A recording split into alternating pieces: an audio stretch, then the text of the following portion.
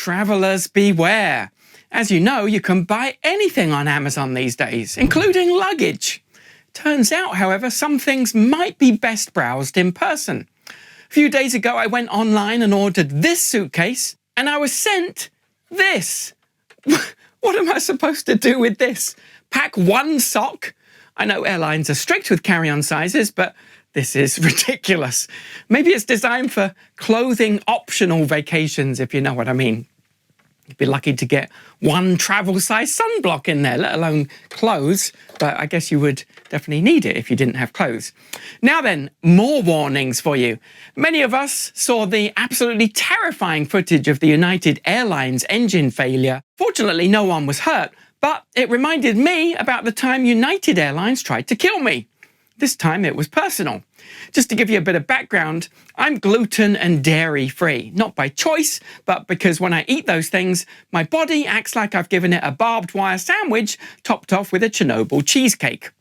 Yes, gluten is my worst nightmare.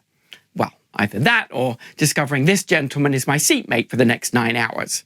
According to the scientists who study this stuff, up to half the population are now sensitive to one or more of the top 5 problem foods, which are wheat, aka gluten, milk, soy, eggs, and peanuts.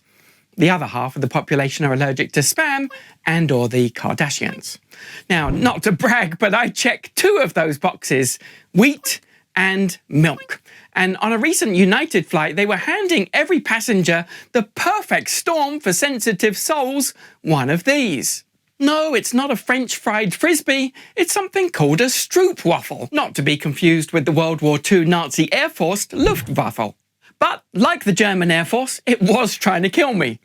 Stroopwaffle originates in Holland, famous for inventing many amazing marvels, including the microscope, the stock market, and of course, clogs. And while I admit that the Dutch are usually really good at inventing, in this case they've designed the perfect poison. Stroopwaffle looks great on the outside, but on the inside it's a bit like my first girlfriend, potentially lethal.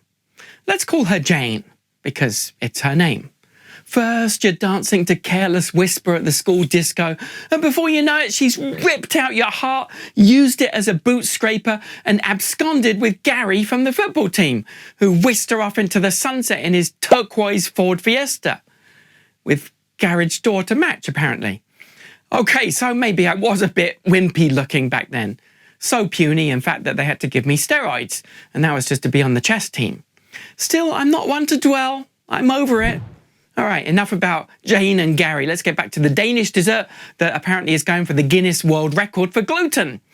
Here's the thing. The main ingredients of a Stroopwaffle are wheat, milk, soy, and eggs. Sound familiar? To someone with a food allergy, that's like reading death, destruction, annihilation, and obliteration. If they just added peanuts, Stroopwaffle would become an allergic Armageddon and probably be banned by the Geneva Convention.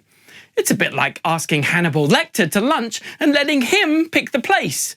Now, admittedly, I don't have an English to Dutch dictionary, but if I had to guess, I'd say that stroop is probably the Dutch word for death, so it's actually the Dutch death waffle. Maybe those sneaky Dutch are trying to head off lawsuits by putting it in the title. I'm on to you Holland people with your Dutch death waffle. Come to think of it, it also sounds a lot like an 80s hair metal band.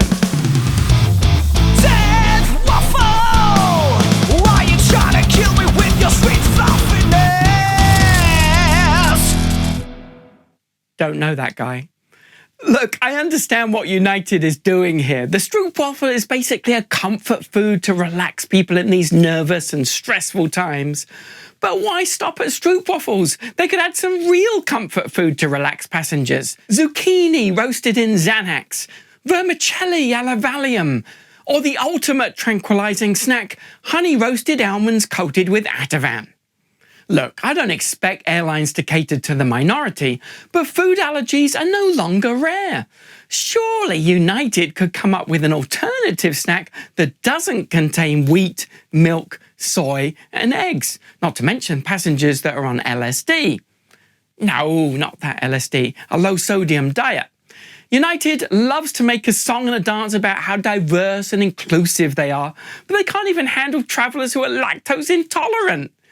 Interestingly, in response to United's announcement that they're bringing back Stroopwaffles, the responses on Twitter have been overwhelming, an avalanche of reasons why some people don't want them. One person commented, "How about some sugar-free snacks for diabetes challenge customers?" Fair point. 10% of the US suffers from diabetes. That's 10%. I personally find that shocking. I thought the figure would be closer to 90%. Frank was equally appalled. He couldn't even bring himself to refer to the Stroopwaffle as a snack. He said, "Really? That bit of sugar-laden carbohydrate? This is terrible news. The seeds keep getting smaller, people keep getting fatter, and Stroopwaffle isn't helping the situation. How do you deal with the tooth decay?" Frank has a point, although he seems conflicted about whether the real issue is the sugar, the smaller seats, the fatter people, the tooth decay, or the dental bills. Then there's Ella, who, let's just say, has an axe to grind about palm oil. She responds to United with, "I hope you're looking for snacks that do not contain palm oil. The destruction of those trees is endangering many species of animals that depend on them. Surely there are lots of other ways to make snacks that don't include palm oil." Really? Ellen, just a heads up. If you're really environmentally conscious, you might want to consider the fact that the plane you're on is literally burning a gallon of fuel a second. The survival of palm trees should be the least of your worries.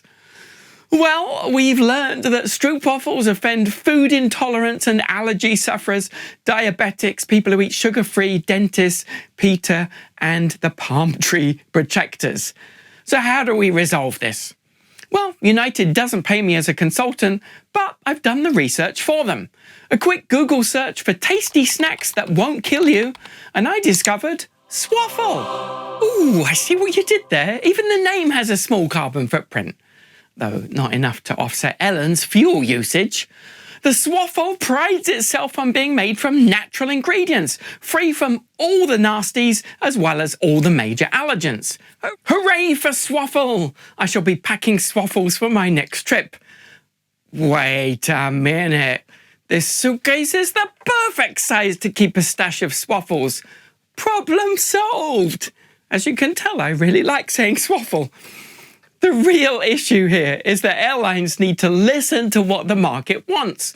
Guests are literally demanding alternatives to food that implodes their bodies cell by cell.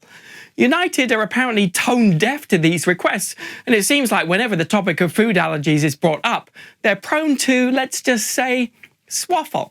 Kudos to Delta, who already offer snacks with both gluten-free and vegan options, because they understand that a lot of passengers prefer that, compared with writhing in unbearable agony, similar to the pain felt by Justin Bieber's neighbours. Even Disney, whose theme parks are filled with overpriced candy and obesity, know that a lot of guests want gluten-free options. So much so, they opened a bakery at Disney World where everything is gluten-free, even the floor tiles. That's Disney for you. There's money to be made, so they figured out a way to charge you more for bread without the bread. Now they just need to work on getting the duck to put some pants on. Finally, for United, I have a simple health request. Please stop the waffle and ditch the Dutch death waffle. This segment was brought to you by Swoffle.